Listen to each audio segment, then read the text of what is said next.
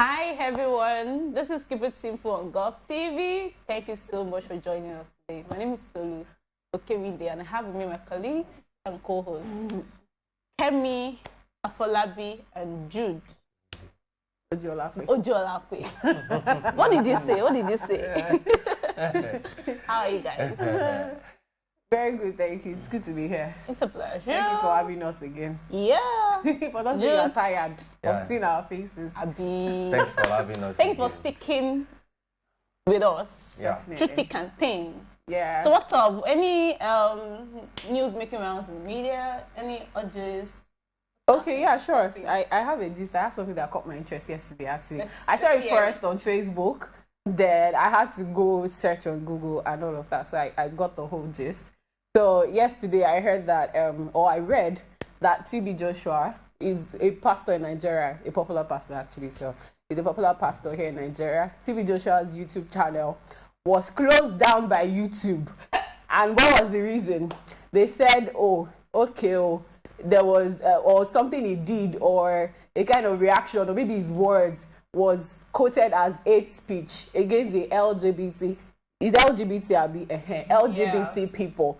So now let me narrate LGBT community. So let me narrate. So apparently there was a gay woman in a church. So he conducted a deliverance and saying, I can say spirit in you, something like that, like the normal usual deliverance. So he came with slaps and came with pushing and all of that, just to cast out that spirit of gay and all of that in her. Exactly. So that was what happened. So the woman came back to the church later to testify about how, she no longer feels that way towards other women. So she feels better, or she has been healed and all of that. Delivered from that spirit. So YouTube says this is totally wrong and it is against the LGBT community. So they closed down a channel of over 1.5 million subscribers. Yes. That's a huge number. A really huge number. So, and I was thinking, I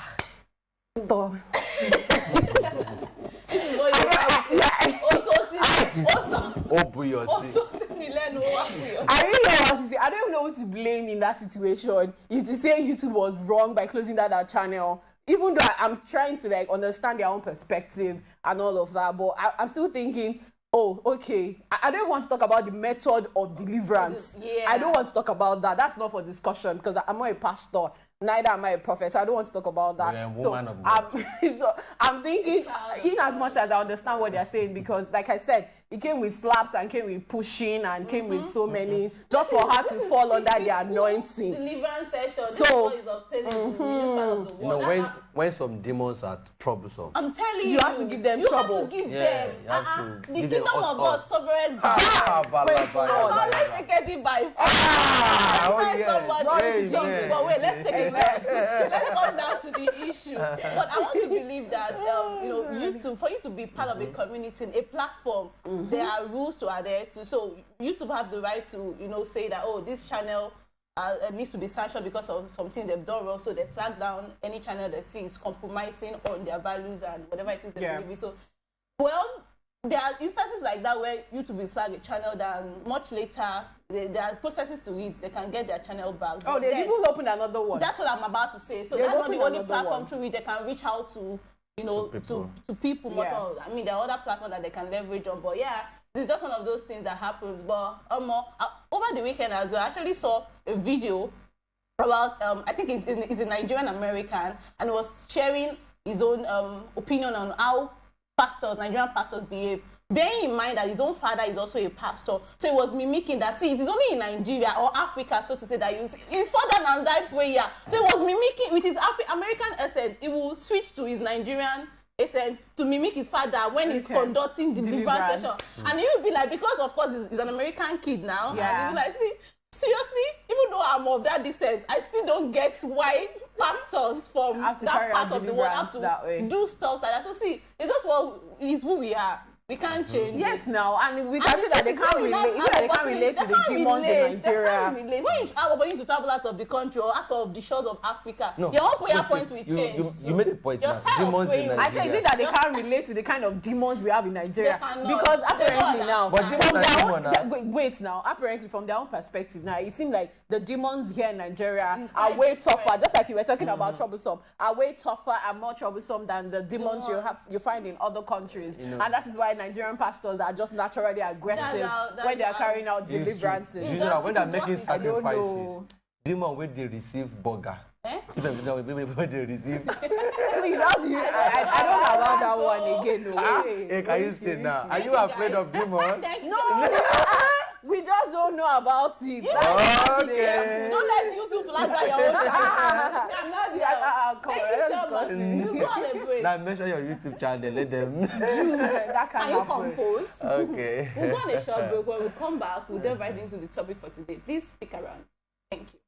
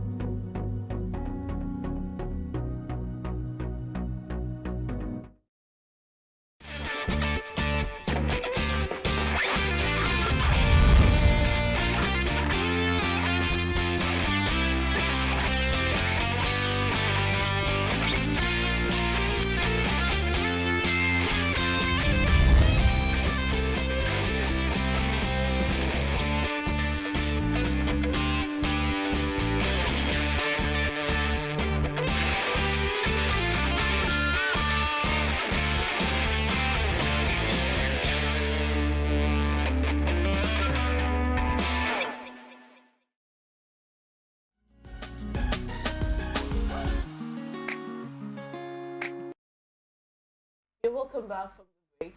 If you're just joining us, it is Keep It Simple on GOF TV.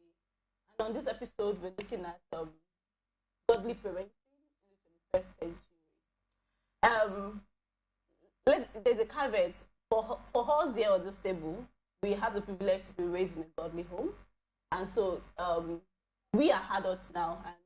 And I mean, some persons are even in the process of, becoming parents. These I know the only ones I single here. So very soon I will become double. I will become double a godmother. But yeah, on a more serious note, we want to talk about the nitty-gritty of godly parenting, like what it is like. We're going to be sharing our own perspective on what it is like growing up in a godly home, and moving forward, what are those things that we have probably picked up and would want to inculcate in raising godly kids as well. So yeah, guys, I'm throwing this open. Maybe you have experiences to share, things that have happened growing up.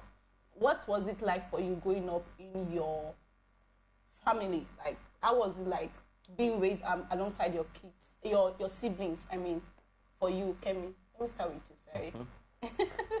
Okay, all right. So, I'll start, of course.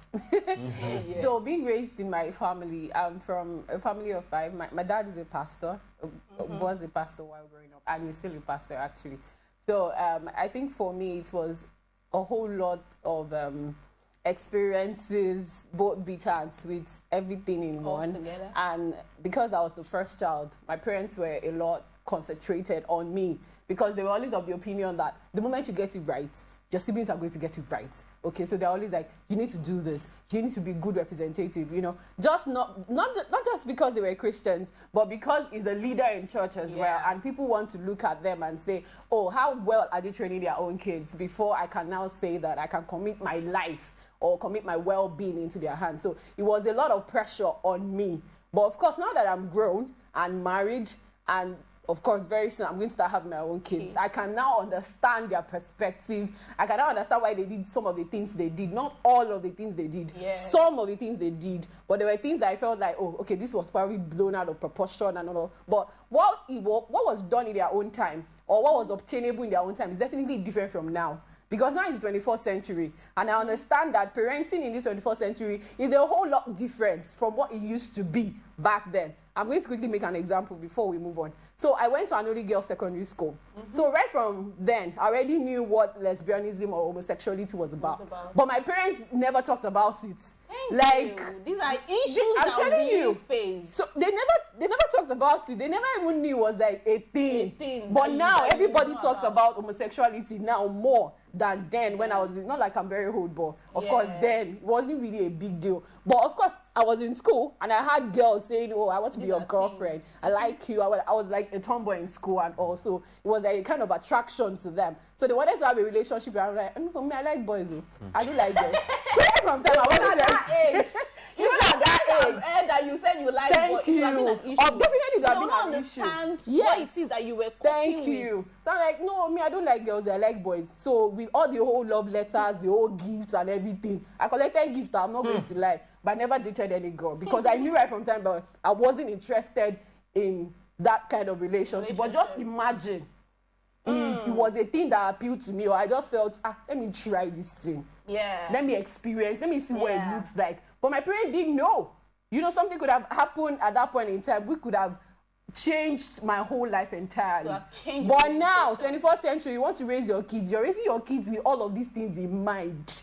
Like, these issues we face nowadays, of course, is a lot different from what some of us had to encounter back then and all. So it's a whole lot in one. I'm just going to start from there. Let me just say that basically, godly parenting means, you know, the way at which you are able to raise your kids to reflect the life and principles of God. You know, His word, His instructions, His promises, just to reflect, you know, the life of God, the Zoe life of God, like they say. So I want to just ask Jude, you have given us a basis. I will come back to ask some more questions from what you've shared, but let me hear from Jude. How was it like for you growing up in a Christian home? Well, let me start from the platform which Mrs. Kami have built on. Well, can you be more audible, sir? I don't understand what's happening today. I'm going to reflect. The truth is, we have a lot to talk about. I'm really reflecting back to the days whereby I'm still more younger than this, because I'm still a young guy, much younger than this.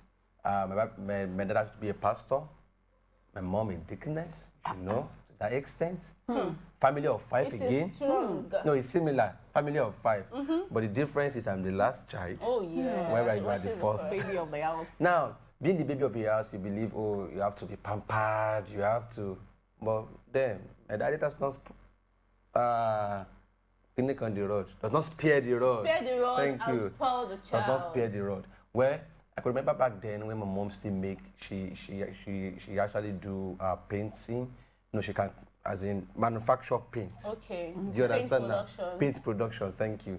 So I know there's one big stick like this that they used to steer the turning stick. All these things just in the production process.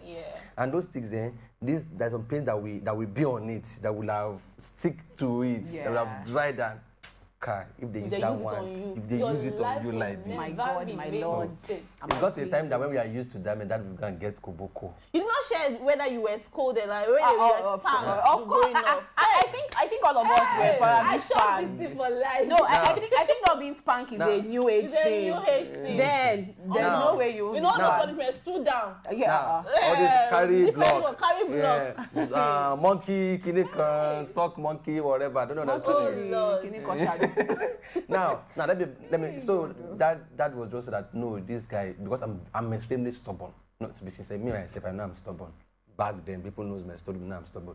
So he had to be very, very strict on me just to make sure that we begin to say, "Ayamode ni we ready see." Yes, it is the chest of a child that madness is found. To be sincere, those things actually helped me, but that's not what actually helped me the more. Because I got to know that it got to a time that I began to get used to the cane. Yeah. That no matter the cane, I'm just say, she been a cane. You just cry. Say, not cry again, cry, not even the walk again. We just pack, just do big boy. You do like this, say, I'm okay. You know, that kind of thing. And back to spiritual aspect, there was a time that my dad suffered me.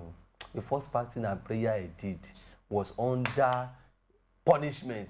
As in, just go and let me take something in that room. It was a visitor's room. He just pushed me inside, locked the door, 3 days. Wow, dry fasting. See, I want faith. What an experience. I came out like this. I'm not myself, but the second time, I must confess. My dad did not know this one, but I will say it on the national TV now. Okay. The second time. I hope he's watching. The next time he did that, that time he jumped through the window. No, so there were some people now passing. When people now pass, and I saw them, and I call one brother, please come, and I explained everything. See, they pushed me, they locked me in this place. Please help me to buy gari, help me to buy pure water. And I got the net, it's small. They passed the gari and pure water through the net. Hey, Jesus, my Lord. I drank it, and when I came out... You actually... But wait, before you ask another question, do you think like some of these experiences probably affected you psychologically? Yes, both positively and negatively. It's a makeup of who you are. Exactly, but it's a makeup of who I am. But it got to the time that, although particularly when I was in GSS2 or GSS class, I think GSS2 precisely, it was the time that I personally, I just said that, okay, I won't go home again. I decided to say that, okay, I want to face my life. You know, all these things actually built. I want to be a responsible. I told my dad, you know that I don't even like going home again. I told my dad that I don't want to be coming home except once in a year. So even after school, I will still be in school. As in, during all the day, everybody must have gone home. I prefer staying with our principal or stuff, just to be. But it was a decision you made yourself. Yeah, it was a decision I made myself. Do you know what I've come to understand in life is that for every individual, because we are unique, we are uniquely created. Everybody has a format or a way that works for them. So I've come to understand that, in fact, among my siblings, we are different, and it would be best that parents identify like the characteristics or the trait of each child, and just tailor that in the way they parent each child. I'm not saying there should be favoritism or anything, but just really know your child personally and relate to each child based on that level. Although there are some underlying rules of parenting, godly parenting, that you cannot even compromise on. Definitely. That being said, I grew up, we were 4. And I'm like in the middle, like second to the last. And I understand that my parents did not raise me the same way they raised my elder sister, because she's the first female child, so to say. My female sister, my older sibling as a lady, wasn't exactly raised the same way they raised the firstborn as a guy. Now, I understand that the guy was very stubborn. Like, they would tie his leg to chair, there will be the hell out of him, but they were a little milder on my older sibling, because that one is a lady now, she doesn't. But me, I was even now more quiet than the 3 of them, and I knew that there was quite a difference between me and the other one that came after me. So that was really what it was for me. And personally, I had a really nice upbringing. Like at the beginning stage, if you tell me to sit here, I will sit here. If you put water in my mouth, you meet it. It is not that they don't show me. They don't show me real. But really, I was really that quiet, and I grew up in a family setting where we do our morning devotion. I wasn't so exposed. Thank God for God. I wasn't just so all over the whole place. I grew up really good. Being shielded. Yeah. When you have 2 older siblings and it was all good. And by the time I got to secondary school, when I now had the opportunity to leave home, I was in a boarding house, and I got exposed to many things. But my core, my basis, up to now, that's what I still enjoy. My core and basis are like, my foundation was really grounded. I was very active in children department. Everybody was. All those you can't even be in GOFAMINT. I was just a child that God and you will not know Father Abraham.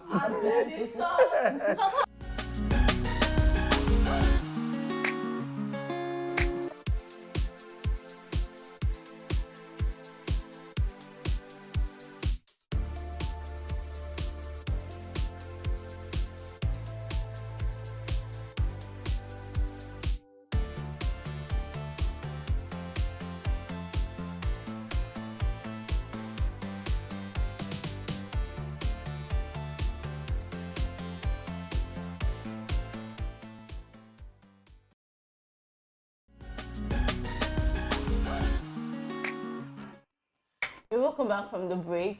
We're still discussing godly parenting, and each of us have shared, our experiences growing up in a godly family setting. So, I want us to, relate it to what we have obtainable in this current dispensation, in this new age. You are a soon-to-be father. We have a soon-to-be mother as well. I mean, these are married people, so we can hear the news of a baby soonest. What are the things that you've inculcated? Like, what are the things you picked up from your parents' style of parenting that it is still relevant, that you want to perceive as being relevant, that you can use to train your own child? And what are those things that you think that, no, the fact that they did it this way then does not mean that I can still use it now? Like, I can't implement it in raising my kids. Please, just share. Briefly, you don't have much time. Yeah. Jude, please.